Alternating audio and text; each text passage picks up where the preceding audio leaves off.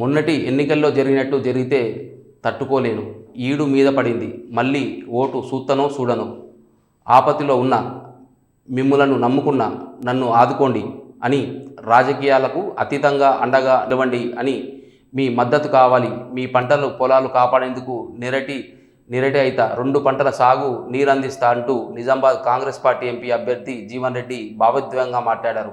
జగిత్యాల పట్టణం, జగిత్యాల, రైకల్, సారంగపూర్, బీర్పూర్ మండలాల్లోని పలు గ్రామాల్లో జీవన్ రెడ్డి ఎన్నికల ప్రచార కార్నర్ మీటింగ్లలో మాట్లాడుతూ, రాజకీయ జన్మనిచ్చిన జగిత్యాల ప్రజలకు సేవలు చేసేందుకు ఎంపీగా బరిలో నిలిచిన సచ్చేదాకా ప్రజాసేవలో ఉంటా, మంచం మీద పడుకున్నా ఫోన్లో మాట్లాడి ప్రజా సమస్యలు పరిష్కరిస్తా, సేవలు అందిస్తానని అన్నారు. కరీంనగర్ ప్రజలకు సోనియా గాంధీ ఇచ్చిన మాట కోసం తెలంగాణ రాష్ట్రాన్ని ఏర్పాటు చేశారని గుర్తు చేశారు. 5 ఏళ్ల కాలంలో ఎంపీగా అరవింద్ చేసింది ఏమీ లేదని, పసుపు బోర్డు ఏర్పాటు చేస్తామని 5 ఏళ్లుగా పట్టించుకోకుండా ఎన్నికల వేళ మళ్లీ ఓటర్లను మభ్యపెట్టేందుకు ముందుకు వస్తున్నారని, రాముడిపై కాంగ్రెస్ పార్టీకి ఉన్న భక్తి కూడా బీజేపీ పార్టీకి లేదన్నారు. 50 ఏళ్ల క్రితమే నిర్మించిన పోచంపాడు ప్రాజెక్టుకు శ్రీరామ్ సాగర్ ప్రాజెక్టుగా పేరు పెట్టామని గుర్తు చేశారు. చక్కెర కర్మాగారం వచ్చే ఏడాది డిసెంబర్లో పునఃప్రారంభిస్తామని, పార్లమెంటు నా మొదటి ప్రసంగం చక్కెర కర్మాగారంపై చేస్తానని, దసరాలోపు పసుపు బోర్డు ఏర్పాటు చేస్తానని హామీ ఇచ్చారు. గల్ఫ్ కార్మికులకు ఆదుకునేందుకు గల్ఫ్ సంక్షేమం కోసము గల్ఫ్ బోర్డు ఏర్పాటు చేస్తామని, కార్మికుల కుటుంబాలకు అండగా నిలుస్తామని భరోసానిచ్చారు.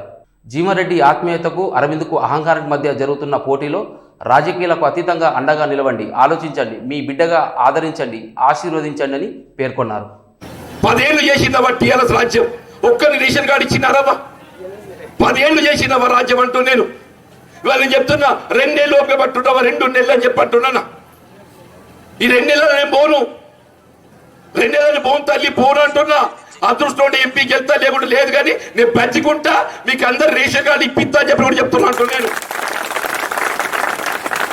ఇది కాంగ్రెస్ పార్టీ ఆలోచన విధానం అన్నా అని చెప్పి అంటున్నాను. నేను మస్కర్ దుబాయ్ పోతారన్నా, మీరు స్థానిక బతుకుతారు, మస్కర్ దుబాయ్ పోతారవ్వా? కట్టుకున్న భార్యను, కన్న పిల్లలు వదిలి దేశం కానీ దేశం ఏదైతే పొట్టగుడి కోసం పోతుందన్న, వాళ్ళ గురించి ఆలోచన చేయాలని చేయొద్దన్నా. చేతిలో పువ్వు గుర్తుందన్న. ఎవరైనా 1 రూపాయి సాయం చేసినారే దేశం పోయేటానికి? ఇదే రాష్ట్రంలో కేసీఆర్ ఉన్నాడు. ఎందుకంటే ఉమ్మడి రాష్ట్రంలో కనీసం ఎవరైనా ఇట్లే అదృష్టం బాగాలేకపోతే 1,00,000 రూపాయలు ఇచ్చినావా? నేను ఎన్ని ఉన్నాను, నువ్వెవరు అని చెప్పంటూ నేను ప్రజాక్షేత్రంలో ప్రజాసేవ నేను మొన్న చెప్పింది. నేను మంచంలో ఉన్నా కానీ టెలిఫోన్ అయినా మాట్లాడేది అవుతుందో ప్రజలకు సేవ చేస్తా అని చెప్పంటూ నేను. అది నా లక్ష్యం తల్లి, నా లక్ష్యం అని చెప్పంటూ నేను. మొన్న ఓటప్పుడు బెదిరించిందవ్వా, కాంగ్రెస్ అయితే పెన్షన్ రద్దు అవుతుంది, రామాలయ స్థలం ఏదైతుందో అది అన్యాక్రాంతో కబ్జా గురిగా చేసే ప్రయత్నం చేస్తే నేను చెప్పంటున్నాను. నేను అడ్డుగా నిలబడి ఇవాళ అయోధ్య రామ మందిరం తలపించే విధంగా ఏదైతుందో భక్తులు స్వయంగా ఇలా రామాలయ నిర్మాణం చేసుకోవడం జరిగిందని చెప్పంటే ఆ స్థలాన్ని కాపాడని చెప్పంటున్నాను. దేవుడు అంటే కేవలం మాటల్లో కాదైనా చేతుల్లో ఉండాలని చెప్పంటున్నా, చేతుల్లో ఉండాలని చెప్పంటున్నా. మన రేవంత్ రెడ్డి గారు చక్కటి మాట చెప్పిండే, దేవుడు గుళ్ళో ఉండాలి, భక్తి గుండెల్లో ఉండాలని చెప్పండి. దేవుడు గుళ్ళో ఉండాలి, భక్తి గుండెల్లో ఉండాలని చెప్పంటున్నాను. ఆ విధంగా దేవాలయాల ఆస్తులు పరిరక్షింప చేయడం నా బాధ్యత భావించాలని చెప్పంటున్నాను. లెక్కగండి రామాలయ స్థలమే కాదు, ధరూర్ క్యాంప్ కోదండ రామాలయం చెప్పంటున్నాను.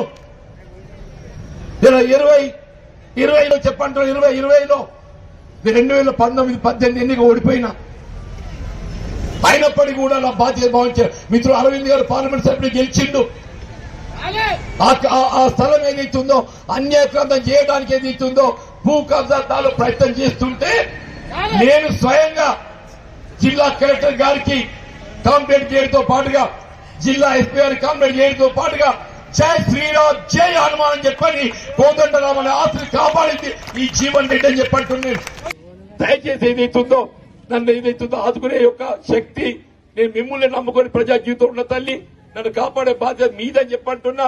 మరి నేను కొసకొచ్చినవ్వా అని చెప్పంటున్నా.